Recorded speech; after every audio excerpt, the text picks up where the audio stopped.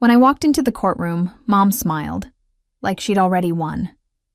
My brother leaned back, whispering to our lawyer, "She's finished." Everyone thought I'd lost everything that day, but they had no idea what I was holding inside that file in my hand, the one that could flip their perfect little world upside down. If your own family ever underestimated you, stay till the end. And don't forget to like, share, and subscribe for more real revenge stories. The air inside the courtroom felt colder than I remembered. Mom's diamond bracelet glittered as she crossed her arms, giving me that smug look I'd known my whole life. She whispered loud enough for me to hear. Poor Alexa, still pretending she's a lawyer. Maybe next time she'll actually win something. Her words sliced right through me, but I didn't flinch. I'd spent the last year preparing for this exact day, the day my own family would try to steal what was rightfully mine. My father's estate, my childhood home, everything I worked for while they called me a failure with no direction. Mom had brought her favorite son, Ryan, the golden boy. He flashed that fake smile at the judge, the one that always got him out of trouble growing up. "Your Honor," he said smoothly, "we're just here to ensure the property goes to someone responsible." Responsible? The same guy who maxed out Dad's business credit cards, crashed 3 cars, and sold my jewelry for quick cash. I clenched my fists, but stayed silent. Let them dig their own hole. The judge glanced at me. "Miss Cole, do you have anything to add before we proceed?" I rose slowly, my heels echoing in the silent room. "Yes, Your Honor," I said, sliding a folder across the desk. "Everything they've said, every claim, is based on lies. And I have proof." Mom's smile faltered for the first time. Ryan's face stiffened. Because what they didn't know was that while they were busy mocking me, I had been quietly working with a forensic accountant. And every shady thing they did with Dad's estate was about to be exposed in front of everyone. The judge leaned forward, curiosity in his eyes. "Go on, Miss Cole," he said. I took a deep breath and opened the file. "Let's start with the fake signatures and the offshore account your son forgot to mention." And just like that, their confident smirks disappeared. The courtroom that once felt like their stage suddenly felt like mine. Mom's hand shot out, grabbing Ryan's arm as I spread the documents on the table. "What is this, Alexa?" she hissed, her voice trembling for the first time. I didn't answer. The judge motioned for silence, his eyes darting between the pages and my family's pale faces. Ryan forced a laugh.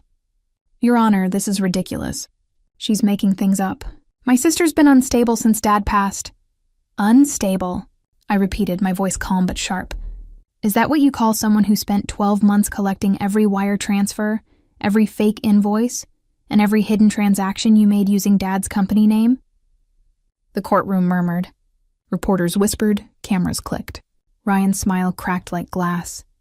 Mom leaned forward, trying to regain her confidence. "Your father trusted Ryan to handle the estate.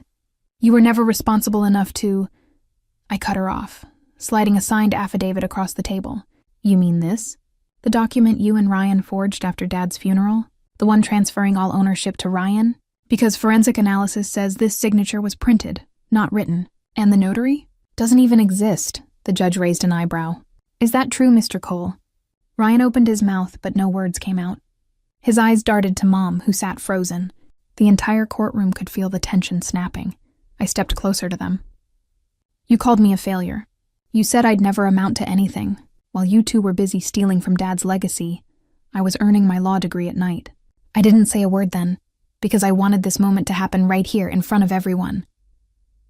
Ryan slammed his hand on the table. "You're twisting things. Dad wanted me to have the business." I smiled coldly. "Then why did Dad leave me this?" I reached into my bag and pulled out a sealed envelope with his signature. The real one. The one they didn't know existed. Mom gasped, her voice shaking. "Where did you get that?" I looked right into her eyes. "From Dad's lawyer. The one you never knew he met 2 weeks before he died." The courtroom went dead silent. Even the judge leaned back, stunned. I tore open the letter slowly.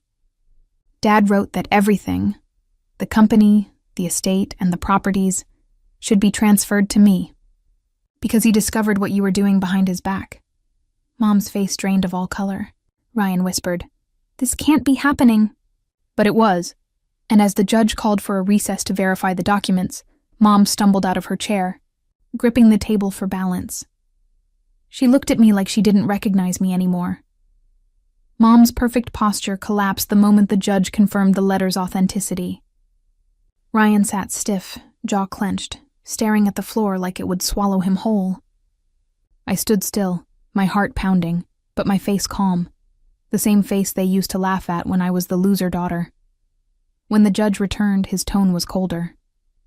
Mrs. Cole, Mr. Cole, based on the evidence, your transfer of ownership appears fraudulent. The court will proceed with full investigation and possible criminal charges. Ryan shot up. No, this is insane. She's twisting Dad's last wishes. The judge raised a hand. Sit down, Mr. Cole. Mom's voice broke, desperate now. Alexa, we're family. We can fix this privately. You don't have to ruin us. I turned to her slowly, eyes steady. You already ruined me when you lied, Mom. When you chose greed over your own daughter. A heavy silence filled the room. The same people who used to whisper about the failure in the Cole family were now staring at them. The ones who'd worn masks of respect for years. As court adjourned for the day, reporters crowded the hallway. Microphones flashed, cameras pointed. Ryan tried to push through the crowd, but one reporter's question froze him mid-step. Mr. Cole, how does it feel to lose your father's company to your sister after being exposed for fraud? The cameras caught everything. The panic in his eyes, the rage on Mom's face, and my silence. I didn't need to say a word. The truth spoke louder than anything I could have said. Outside, the cold air hit my face, but for the first time, it didn't sting. My best friend Emma was waiting by the steps, phone in hand. Lex, it's all over the news already, she whispered. You just made the front page. I exhaled shakily. Good. Let the world see what they did. But Emma looked uneasy. You should see this too. She turned her screen toward me, a video already going viral. It showed Ryan storming out of the courtroom, shouting, I'll destroy her. She doesn't deserve any of it. My stomach tightened. I knew that look in his eyes. He wasn't done. Not yet.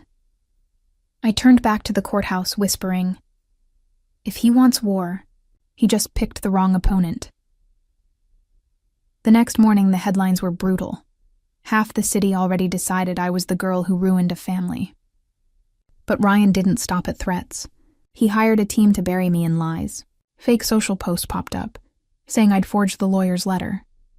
Anonymous emails went to investors with screenshots of contracts I'd never seen. Someone had even doctored a video of me leaving a courthouse at night, edited to look like I was shredding papers. I watched it all unfold, my hands steady but my stomach hollow. This was the moment my hidden work had to protect me, not just prove them wrong. I called my forensic accountant, Marcus, and our private investigator, Lila, and told them to trace everything, every wire, every message, every fake post. They'd been quiet heroes until now. They knew how to fight in the dark. Lila came back with a name I didn't expect. We found an IP trail, she said, voice low.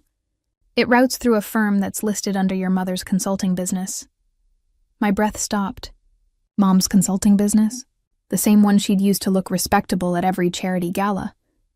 I'd always thought it was just a cover for shopping sprees. Now it was tied to a smear campaign against me. My hands shook, but I kept my face calm. If Mom was involved, this was more than greed. It was war. While the media fed on the lies, Ryan filed an emergency motion to freeze the estate assets pending appeal. He wanted to choke the company dry before the investigation even started. The judge granted a temporary hold, a move I'd expected, but it still felt like a punch. My team scrambled to get injunctions and block the freeze. We needed time to turn the evidence we had into ironclad proof. Late that night, I walked into my downtown office and found the lock had been tampered with. Papers were scattered, drawers half open. Someone had been looking for something. My laptop was gone. My breath hitched. The one thing I'd never risked online was the encrypted backup with all my case files. I had built that backup for exactly this kind of dirty move. On my desk, a single Polaroid photograph face down. I picked it up with shaking fingers. When I flipped it over, my stomach dropped. It was a picture of Dad at a podium, laughing. But in the corner, almost hidden, was a small sticky note with handwriting I recognized. Mom's handwriting, and below it, in thick ink, someone had scribbled, "Make sure Alexa can't use this." Someone in my family wanted to make sure the one letter that proved Dad's true wishes would never see daylight. Someone close enough to the estate records to know where the original documents were kept. I ran my thumb over the photo, thinking I'd seen this fight before, only now the cost was higher. If Mom had ordered the smear and the break-in, what else had she done? And if Ryan was desperate enough to freeze the assets, what would he try next? My phone buzzed. A text from an unknown number. "Stop digging, or next time we won't leave your office so tidy." Attached was a file named evidence.zip. I hesitated for a second before opening it.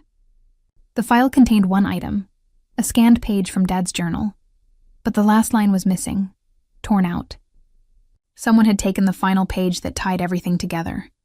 I swallowed hard, realizing the war wasn't just legal anymore. It had become personal, and someone had already taken my backup. I didn't sleep that night.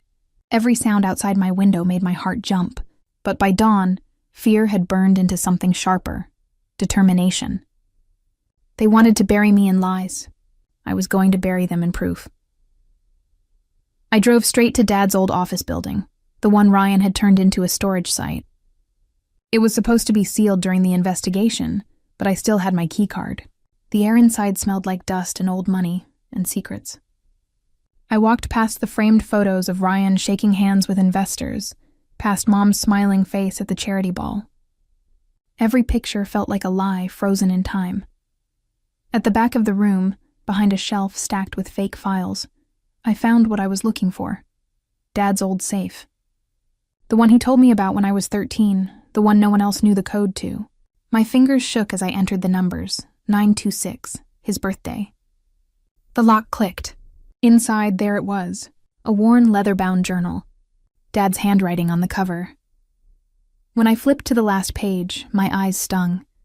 The missing line from the copy I'd seen before read, "If anything happens to me, Alexa is the only one I trust to protect what's ours.